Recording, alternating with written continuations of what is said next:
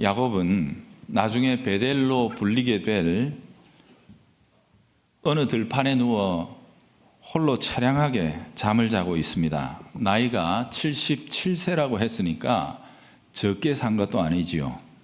일생에 꿈꾸고 벼르던 일이 허무하게 무너지고 말았습니다. 외로움과 패배감과 두려움의 감정이 몰려왔습니다. 특히 에서가 언제라도 따라와 죽일지도 모른다는 생각에 허겁지겁 길도 바꿔가면서 제대로 쉬지도 못한 채 여기까지 내달렸을 테지요. 그렇게 한 120km 정도 되는 거리를 온 건데 그간에 제대로 잠이나 잤겠습니까? 이제 이쯤이면 안전하지 않을까 하는 마음에 긴장을 풀고 보니 온몸이 늘어지고 비로소 잠이 몰려옵니다. 돌 하나 머리에 대자마자 이내 깊은 잠에 빠져들고 맙니다. 차라리 깨어나지 말았으면 좋겠다, 이런 마음으로 잠들었을지도 모르지요. 자, 그런데 바로 그것이 하나님께서 야곱의 인생을 리모델링 하시기 시작하는 자리가 되었다라고 그렇게 말씀을 드렸습니다. 지난번에는 리모델링의 기초 작업이죠. 기초 작업으로서의 광야와 꿈이라는 그 키워드를 가지고 생각을 했습니다. 광야는 인간적이고 세속적인 땅에 속한 삶의 공식들이 무너지는 자리요. 꿈은 이제 새로운 뜻을 보여주시는 하나님의 계시의 방편이라 그랬습니다. 그래서 더 이상 이제는 인간의 꾀나 세상의 공식, 땅의 방식대로 살아가지 말고 하나님의 말씀을 붙들고 살아가는 참 이스라엘이 되라, 그렇게 주님이 불러주신 것이다. 그래서 집에서 불러내신 것이다 라고 말씀을 드렸었죠. 자, 여러분, 그런데 보세요. 하나님께서 야곱을 불러내신 때가 언제입니까? 그의 인생이 가장 낮고 초라하게 됐을 때였습니다. 사람을 속여먹고 훔쳐서라도 빼앗고야만은 그런 저급한 인격을 나타내고 있을 그때에 하나님이 그를 불렀다는 거예요. 즉 만날만 해서 만나주시는 게 아니라는 뜻입니다. 하나님이 우리를 찾아오실 때에는 우리가 어느 정도 수준에 딱 이르렀는지를 테스트하시고 나서 이제 만날만 하네 하고 만나주시는 게 아닙니다. 우리 인간들이 가지고 있는 자격은 하나님께서 전혀 고려하시지 않습니다. 다만 하나님이 아브라함에게 허락하셨던 언약이 있기 때문에 그 언약을 기초로 해서 자격 없는 야곱을 찾아와 만나주시는 거예요. 그래서 오직 은혜, 오직 언약의 은혜 때문에 우리를 만나주시는 것이다, 그렇게 말씀을 드렸죠. 자, 그런데 그렇게 찾아오셔서 일단 만나시고 나면 그 다음부터는 달라집니다. 완전히 달라집니다. 그 이전까지는 하나님이 우리가 어떻게 살았는지에 대해서 일체로 책임을 물으시지 않습니다. 여러분, 세상에 있는 불신자들에게 하나님이 지금 당장 책임을 묻습니까? 안 묻습니다. 왜요? 지옥이 어차피 기다리고 있기 때문에 그런 거거든요. 그러나 하나님은 우리의 삶에 들어오셨기 때문에 우리를 그냥 두지 않으십니다. 우리가 예수님을 닮아갈 수밖에 없도록 무섭게 몰아붙이고 우리를 단련하시는 것입니다. 광야 이후에 펼쳐지는 야곱의 삶이 바로 그 증거지요. 물론 하나님께서는 야곱을 쓰시려고 지금 만나고 계십니다. 그를 고쳐가지고 하나님께서 함께 이루고자 하는 뜻이 분명히 계신 것은 맞습니다. 그러나 하나님께서는 야곱이라는 사람을 가장 우선적으로 생각하고 계신다는 것을 잊어버리면 안 됩니다. 주님 앞에는요, 우리가 어떤 역할을 맡을 것이다, 우리가 하나님께 어떤 일을 해드릴 것이다 라는 것보다 하나님 우리가 성장하느냐, 우리가 성숙해 나가느냐, 이걸 제1차적으로 생각하신다니까요. 그래서 정말로 하나님 앞에서는 간단한 일인데도 불구하고 하나님은 그 일을 이루어 주시는데 어떤 때는 십수년의 세월을 하나님께서는 허비하도록 만드신다는 거예요. 그게 야곱의 인생에 나타나는 거죠. 하나님의 1차적이고 궁극적인 관심은 일이 되나 안 되나 이거 아닙니다, 여러분. 그 일을 통해서 우리가 성장하느냐 마느냐, 그게 하나님께서는 가장 중요하게 보시는 요소라는 것을 기억해야 합니다. 그러니까 자꾸 일 잘하려고 하지 말고 그 일 속에서 어떻게 하나님을 만나고 하나님을 닮아갈 것인가를 항상 몸부림쳐서 생각해야 하는 것이죠. 우리의 영적인 성장이 없다면 일 자체가 잘 되고 못 되고 하나는 전혀 일은 아무것도 아니에요. 여러분, 말씀 한마디로 지금 우리가 보고 수천 년 이 인간의 역사가 얼마 된지 모르지만 이 만물은 하나님 말씀 한마디로 창조하신 거거든요. 말씀 한마디면 끝날 건데 무슨 하나님 앞에 큰 일이 있습니까? 어려운 일이 있습니까? 그렇지 않습니까? 그러니 일 거기에 목맬 이유가 없는 거예요. 그저 일은 하나님이 우리를 성숙시켜 나가실 방편으로 도구로 생각하시는 것이니 하나님은 우리가 예수님 닮는 것, 우리가 하나님다운 사람 되는 것, 이걸 가장 중요하게 여기신다는 것을 생각하면서 우리의 삶과 또 신앙의 삶들을 항상 가름해야 하는 겁니다. 그래서 야곱의 인생이 그토록 파란만장한 겁니다. 하나님 앞에서는 아무것도 아닌데 안 되는 거예요. 왜죠? 자기 고집을 꺾지 않거든요. 내려놓지 않는 겁니다. 세속적인 삶의 방식을 포기하지 않는 거예요. 야곱이 그저 인간적인 야망이 여기에 부글부글 끓는 거예요. 어느 순간 한번 탁 꺾인 것 같은데 그게 또 불쑥 올라와요. 그러다 보니까 하나님께서 안 주시는 거예요. 그 그릇에는 담아봐야 하나님의 것이 거룩하게 드러날 수가 없으니까 안 담아주시는 것입니다. 진도가 안 나가는 거예요. 하지만 여러분 생각해 보세요. 인간이 하나님을 이길 수 있습니까? 버틴다고 해서 되는 게 아닙니다. 하나님은 마침내 그를 구속 역사에서 합당하게 쓰실 만한 그릇으로 만들어 가고야 마십니다. 하나님 고집이 우리보다 더 세다는 것을 꼭 기억하셔야 합니다. 그래서 하나님 앞에서는요, 빨리 항복하는 인생이 복된 인생입니다. 버티지 마세요.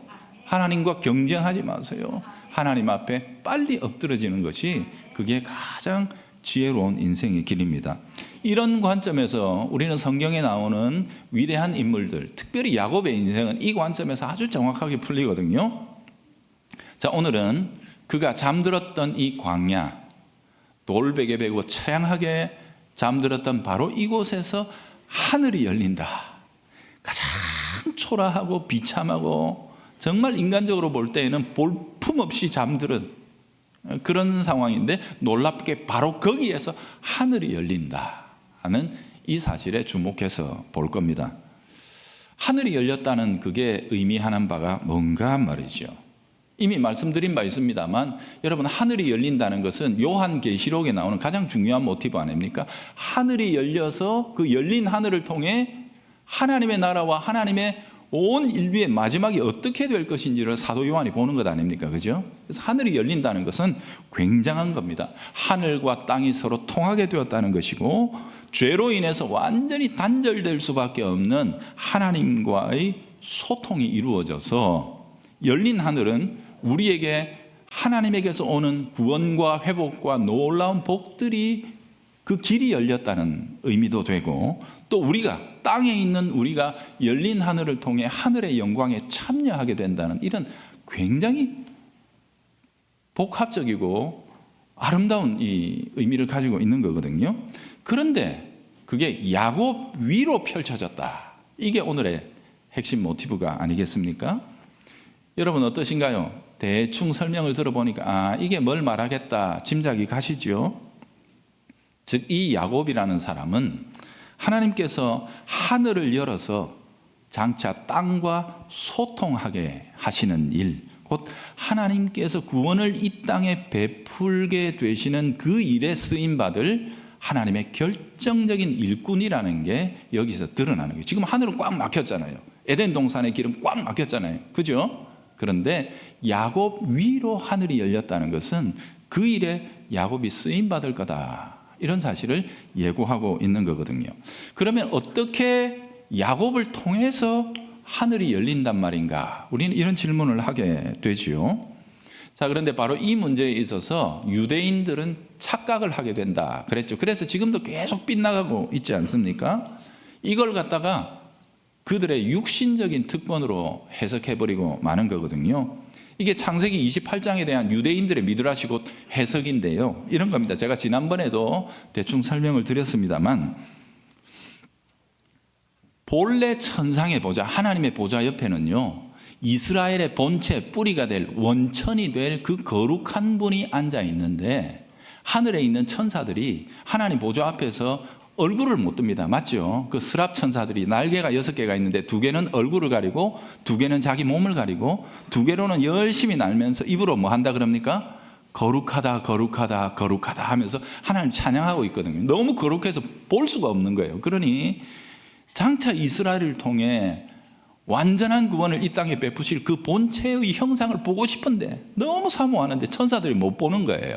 그동안 그렇게 지내다가 마침 땅에 있는 그 본체의 모조품, 야곱이죠. 하나님 그렇게 쓰실 걸 천사들은 알고 있는 거죠. 그래서 그 모조품이 집에서 쫓겨나가고 지금 광야에서 혼자 잠들었다 그러니까 주변에 아무도 없으니까 천사들이 요때다 하고 내려와가지고 그 모조품을 이렇게 보면서 하늘에 계신 그 본체의 모습을 상상하면서 흠모하는 마음으로 하늘로 오르락 내리락 했다. 이게 유대인들의 해석이에요. 이 본문에 대한 해석이거든요.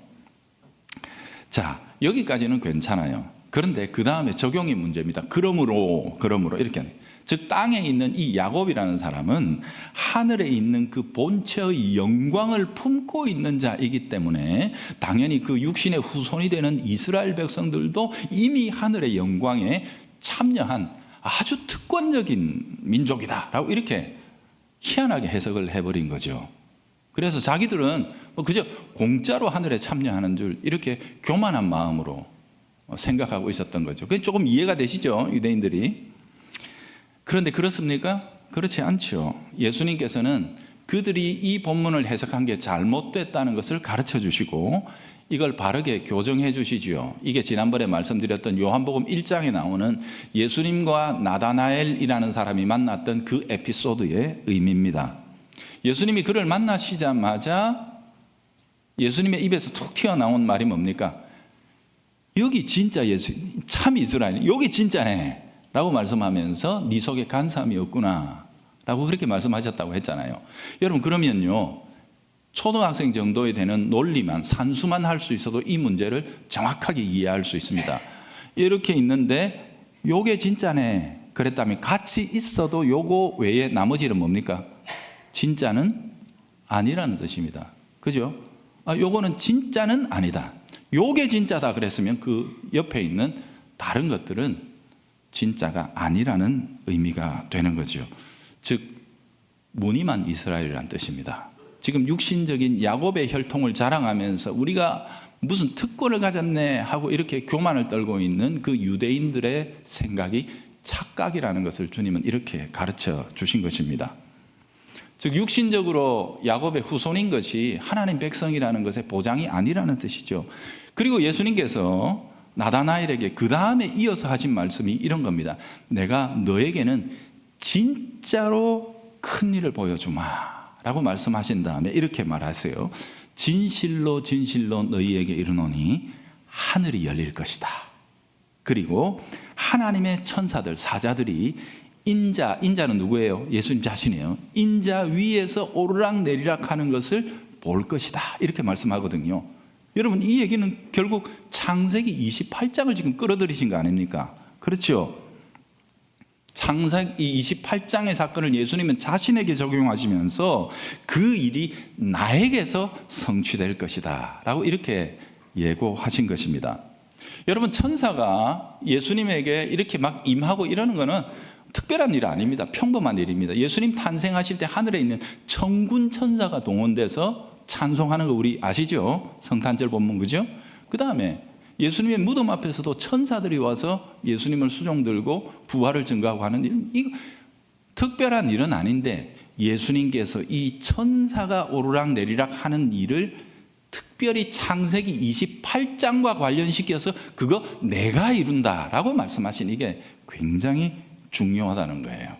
즉 구약에 나오는 야곱에게서 일어났던 창세기 28장은 장차 메시아이신 그리스도가 이룰 일에 대한 뭐라고요? 그림자라는 사실을 예수님 말씀하신 건데요. 야곱 자신도 후일에 이것을 깨닫습니다. 그래가지고 자기들이 자기 아들들을 이제 축복하잖아요. 죽기 전에 축복하는 그 장면 속에서 특별히 메시아가 오실 유다 지파를 향해서 이 내용을 암호처럼 싹 집어넣어 놨어요. 그게 이렇습니다. 규가 유다를 떠나지 아니하며, 이 규라는 말은 통치자들이 이렇게 들고 다니는 지팡이, 지휘봉 같은 것을 말합니다. 통치자의 지팡이가 그 발 사이에서 떠나지 아니하시기를 실로가 오시기까지 하리니. 이때 실로라는 말은 아주 신비로운 말인데 우리는 압니다. 메시아를 가르치는 용어라는 것을 아는데, 그 구원자가 오실 때까지 이를 것이다. 그리고 그분에게 모든 백성이 복종할 것이다 라고 이렇게 이야기했습니다. 즉 장차 유다 지파를 통해서 모든 민족과 나라가 다 복종할 수밖에 없는 그분이 오실 것이다 라고 야곱이 축복을 해놓은 겁니다. 이게 구약에 나오는 대표적인 메시아 구절이거든요. 즉 야곱은 창세기 28장의 그 놀라운 비전의 성취가 자신이 아니라 훗날에 오실 메시아를 통해서 참으로 이루어질 것임을 이런 식으로 담아 놓은 것이거든요. 자, 그렇다면 우리는 또 이렇게 질문합니다. 과연 예수님이 그 일을 이루셨는가? 이루셨지요. 어떻게 이루셨습니까? 제일 대표적인 게 십자가를 통해서 이루셨다라고 이렇게 말할 수 있습니다.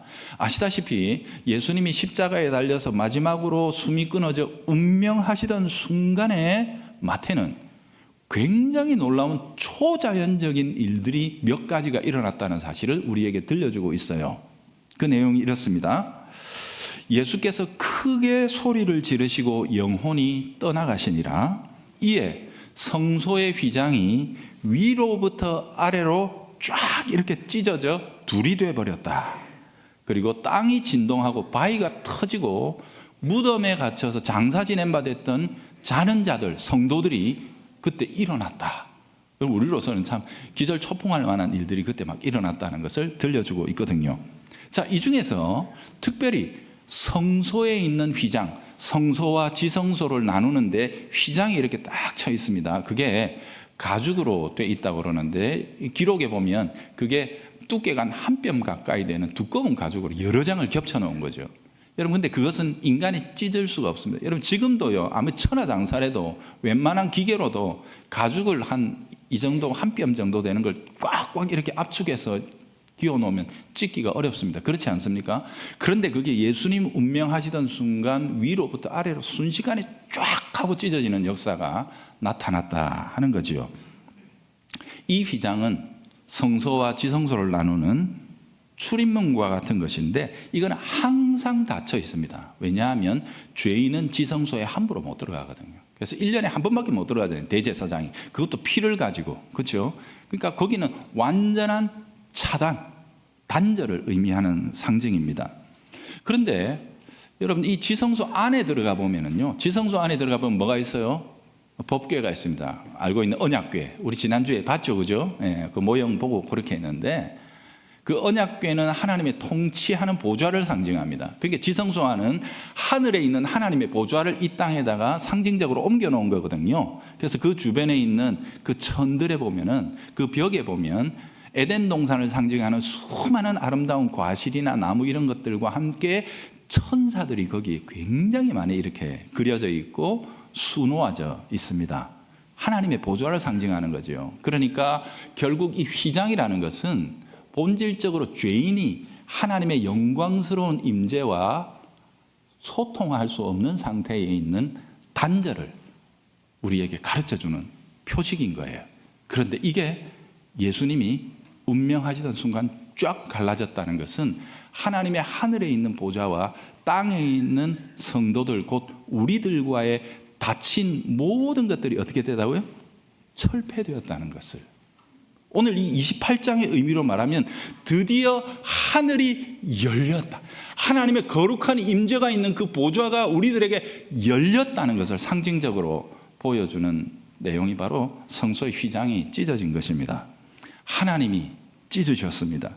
하늘이 열린 것입니다. 예수 그리스도의 십자가의 죽으심을 통해 하늘 문이 열려 하나님이 우리에게 다가오시며 우리가 그 하나님의 영광에 함께 나갈 수 있는 길이 열렸다는 것을 보여주는 것입니다. 그렇다면 묻죠. 야곱이 그 꿈에서 보았던 하늘과 땅을 이어주고 있었던 사닥다리, 천사가 사닥다리를 타고 오르락내리락 했다니까 참 우스운데, 어쨌든 그 사다리는 무엇을 상징하는 것일까요? 그게 십자가입니다. 십자가. 하늘과 땅을 이어주는 거룩한 연결고리, 십자가를 통해 하나님의 영광이 우리에게, 하나님이 또 우리에게, 이 모든 소통이 열렸다는 뜻이죠. 자, 이런 내용을 더 깊이 들어가면 많이 길어지니까 이쯤 하고 다시 야곱에게로 돌아오겠습니다. 자, 여러분, 지난밤 야곱은 실패와 절망과 외로움 가운데서 쓸쓸히 잠들어야 했습니다. 그러나 그 처절한 밤에 하나님은 하늘을 열고 한 꿈을, 한 거룩한 계시를, 말씀을 그에게 보여주십니다. 열린 하늘을 통해 거룩한 보좌와 자신이 하나님의 은혜로운 사닥다리로 연결되어 있다는 것을 야곱은 보게 되는 겁니다.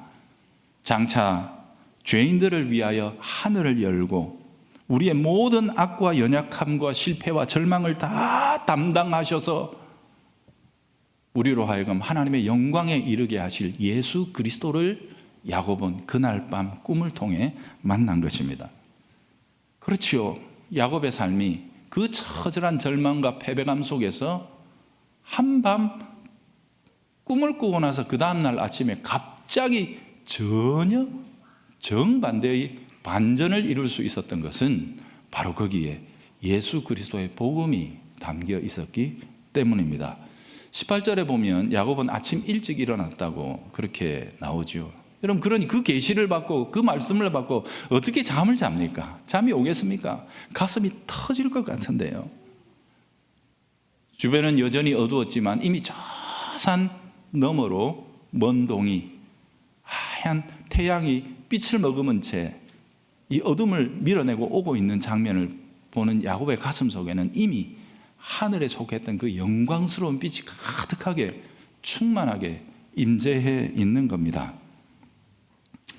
야곱은 열린 하늘에 속한 자였다, 이 사실을 가슴에 품는 겁니다. 내 위로 하늘이 열렸다는 이 사실이 야곱의 삶을 정말로 강하게 붙들어주는 겁니다. 삶은 여전히 실패와 상처와 막연한 미래의심으로 그렇습니다. 그날 밤 지났다고 해서 아무것도 외적으로는 바뀐 게 없습니다. 여전히 삶은 고통스러울 수밖에 없습니다. 지금 막연한 상태인 것은 틀림없는데 야곱은 그럼에도 불구하고 새로운 삶에 대한 소망과 용기가 용솟음쳐 오릅니다. 지금까지 77년 동안 자기 깨와 자기 힘으로 발을 디디며 여기까지 왔는데 이제 그 모든 삶에 대해서 하나님은 내려놓고 이제 땅이 아니라 하늘에 속한 자로, 하늘에서 비추어주는 그 거룩하신 계시와 비전을 따라 살아가는 새로운 삶으로 내일 아침부터 걸어가라고 그에게 말씀해 주신 것입니다. 그러니 이것은 더 이상 지나온 날들의 삶과는 상관없는 새로운 삶을 향한 도전과 용기가 그에게 용솟음 친 거지요. 열린 하늘, 하늘이 열렸다는 사실, 하늘이 열려 그곳으로부터 하나님의 놀라운 계시와 하나님의 뜻이 자신에게 쏟아져 들어오고 있다는 이 확신을 붙들고 야곱은 살아가는 겁니다.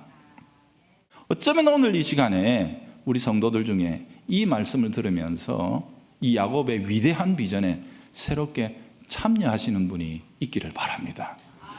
여러분, 그 말씀을 받으십시오. 받으십시오. 지금껏 어떻게 살아왔고 지금 내가 처해 있는 삶의 현장이 어떻고 내가 져야 할 짐이, 고통이, 과제가, 풀 수 없는 난제들이 산더미처럼 내 인생 앞에 펼쳐져 있다 할지라도 이제는 그것을 땅의 방식이 아니라 인간의 힘이 아니라 하늘에 속한, 하늘을 열고 우리를 찾아오시는 하나님의 놀라운 비전과 뜻을 따라 내가 살아가며 풀어나가리라 다짐하신다면 오늘 이 시간 우리는 야곱의 그 밤을, 베델의 그 새벽을 함께 맞이하고 있다는 사실을 기억하셔야 합니다. 하나님은 그에게 그의 삶의 모든 짐을 넘겨다오, 그리고 너는 이제부터 나와 함께 새로운 걸음을 내디뎌라, 그렇게 말씀하셨습니다. 당장에는 광야의 길, 쫓겨난 패배자의 길을 가야 할 수도 있습니다. 그러나 두려워하지 말고 도전하라고. 왜냐하면 우리에게는 열린 하늘이 있다는 사실을 하나님은 지금도 말씀하고 계시죠. 아무것도 염려하지 말고 오직 모든 일에 기도와 간구로 너희 구할 것을 감사함으로 하나님께 아뢰라. 그리하면 모든 지각에 뛰어난 하나님의 평강이 너희 마음, 그리스도 예수 안에서 너희 마음과 생각을 지키시리라. 아멘. 기도하겠습니다.